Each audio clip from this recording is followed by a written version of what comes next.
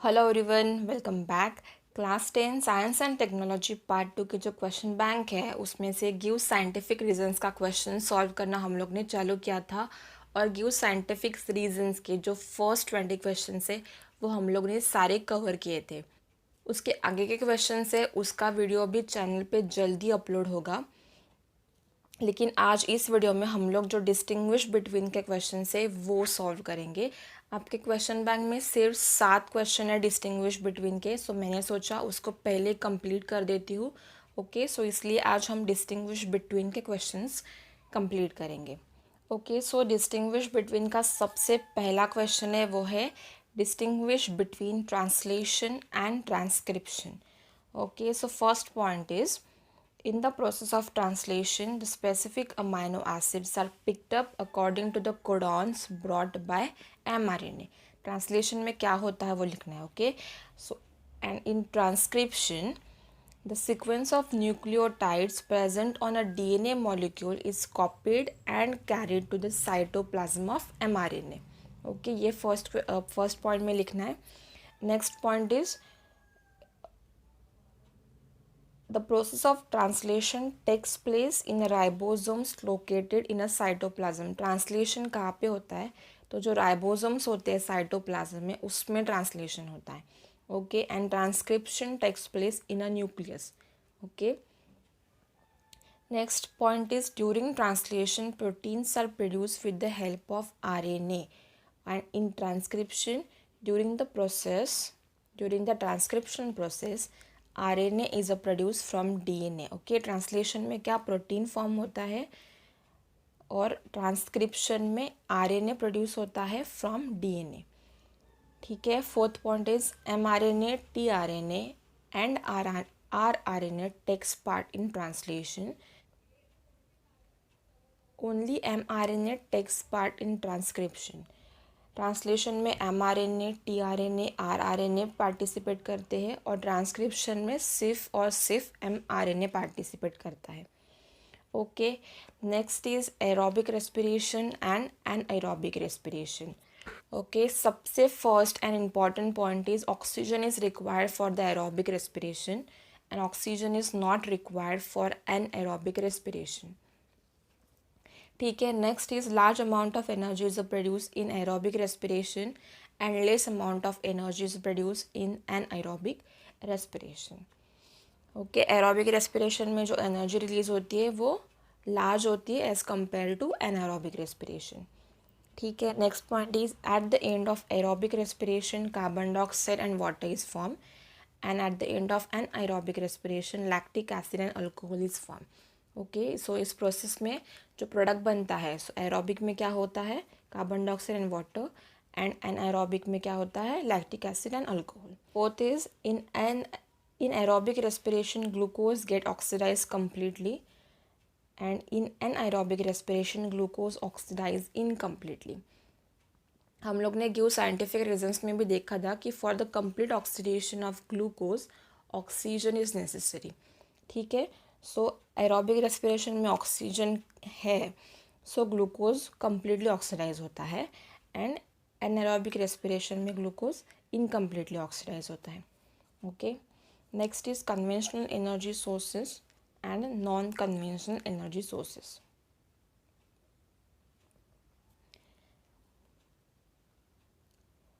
First point is conventional sources of energy refer to traditional sources of power like a charcoal, firewood, coal, petroleum, etc.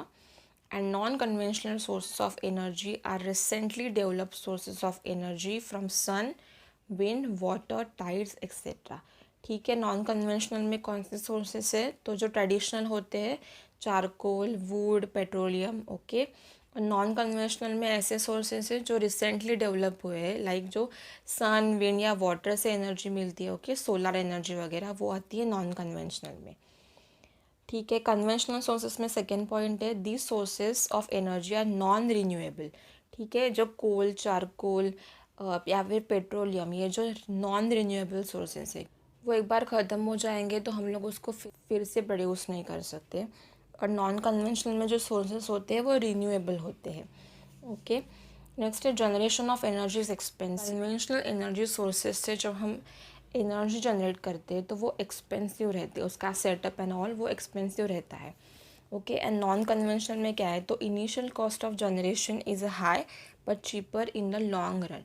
Okay, जो initial setup होता है वो थोड़ा costly होता है, लेकिन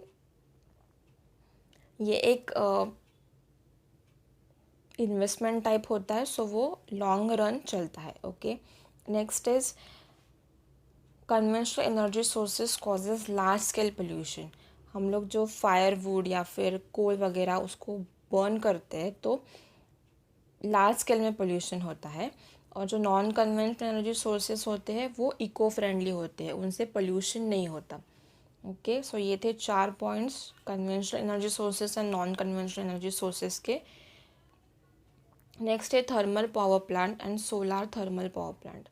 okay, in thermal power plant non renewable energy source that is coal is use. Thermal power plant में coal use किया जाता है जो नॉन रिन्यूएबल एनर्जी सोर्स है। ठीक है, सोलार में क्या होता है, in solar thermal power plant renewable energy source that is sunlight is used. ठीक है, next is they causes large scale pollution. जैसे हम लोग ने पीछे भी देखा कि जो कोल होता है तो कोल को हम लोग बर्न वगैरह करते हैं तो पोल्यूशन ज़्यादा होता है। So thermal power plant causes large scale pollution, and sunlight use की जाती है सोलार में तो वो इको फ्रेंडली है। Okay, so they are eco friendly sources of energy. Next point is chemical energy of coal is converted to electrical energy through different stages. Thermal power plant में जो हम कोल यूज़ करते हैं, सो उस कोल में की जो कोल में जो केमिकल एनर्जी है वो इलेक्ट्रिकल एनर्जी में कन्वर्ट करते हैं। ओके, कोल क्या है, तो वो कार्बन कार्बन से बना हुआ है, राइट। कार्बन कार्बन बॉन्ड्स होते हैं कोल में। सो कोल को हम बर्न करते हैं तो क्या होता है, कंबशन रिएक्शन होती है। ओके, ये एक ही टाइप की केमिकल एनर्जी ही है। सो उस केमिकल एनर्जी को हम इलेक्ट्रिकल एनर्जी में कन्वर्ट करते हैं। सोलार में क्या होता है, heat energy of sunlight is converted into electrical energy through different stages. Sunlight से जो हीट एनर्जी मिलती है उसको हम इलेक्ट्रिकल एनर्जी में कन्वर्ट करते हैं। ठीक है, fourth point is energy generated is not green energy. Thermal power plant से जो एनर्जी जनरेट होती है उसको ग्रीन एनर्जी नहीं बोलते, क्योंकि थर्मल पावर प्लांट से लार्ज स्केल में पोल्यूशन होता है। Okay, solar thermal power plant से जो एनर्जी जनरेट होती है वो ग्रीन एनर्जी होती है, क्योंकि ये जो उसमें जो सोर्सेस यूज़ किया जाता है सनलाइट वो इको फ्रेंडली है।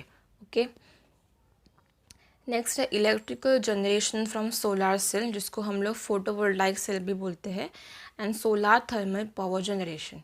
ओके, यहाँ पे मैंने सिर्फ 2 मेजर पॉइंट्स है वही दिए हैं। अगर आपको ज़्यादा पॉइंट्स पता होगे तो आप कमेंट सेक्शन में बता सकते हो। So first point is in this process solar photovoltaic cell converts the solar energy directly into electrical energy। Electricity generation from solar cell में क्या होता है, जो फोटोवोल्टाइक सेल है, okay,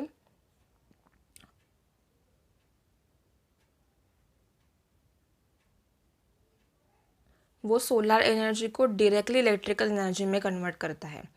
okay, solar thermal power plant में क्या होता है, in this process the energy in a solar radiation is converted into thermal energy first, then a turbine generator system is driven using that thermal energy to generate electricity. Solar thermal power plant में जो solar energy होती है उसको thermal energy में convert किया जाता है, और उस थर्मल एनर्जी से इलेक्ट्रिक एनर्जी प्रोड्यूस की जाती है। ओके, नेक्स्ट पॉइंट क्या है, solar photovoltaic only works during the day when the sun is out, and solar thermal power generation में क्या है, तो most solar thermal system have hot water storage tanks that will store the heated water until needed. Okay, solar thermal power plant में क्या होता है, एक tank होता है हॉट वाटर स्टोर करने के लिए। ओके, सो जब भी हम लोग को इलेक्ट्रिसिटी की ज़रूरत है तभी हम उसको कन्वर्ट करेंगे। ठीक है, next is binary fusion and multiple fusion. Binary fusion में क्या है, तो 2 new individuals are formed from 1 old individual at one time. Binary fusion में जो एग्जिस्टिंग इंडिविजुअल है उससे 2 न्यू इंडिविजुअल फॉर्म होते हैं, और मल्टीपल फ्यूजन में many new individuals are formed from 1 old individual at one time. Okay, binary fission occurs when environmental conditions are favorable to organisms.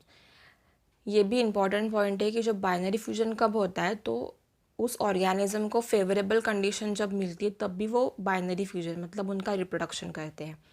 और multiple fission occurs when environmental conditions are unfavourable to the organism.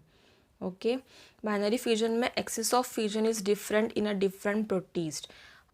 आपने chapter में देखा होगा कि जो amoeba में fusion होता है वो सिंपल फ्यूजन होता है, पैरामीशियम ट्रांसवर्स बाइनरी फ्यूजन, और यूग्लिना में लॉन्जिट्यूडिनल बाइनरी फ्यूजन होता है. ओके, सो सब में जो एक्सिस है फ्यूजन का वो डिफरेंट डिफरेंट है.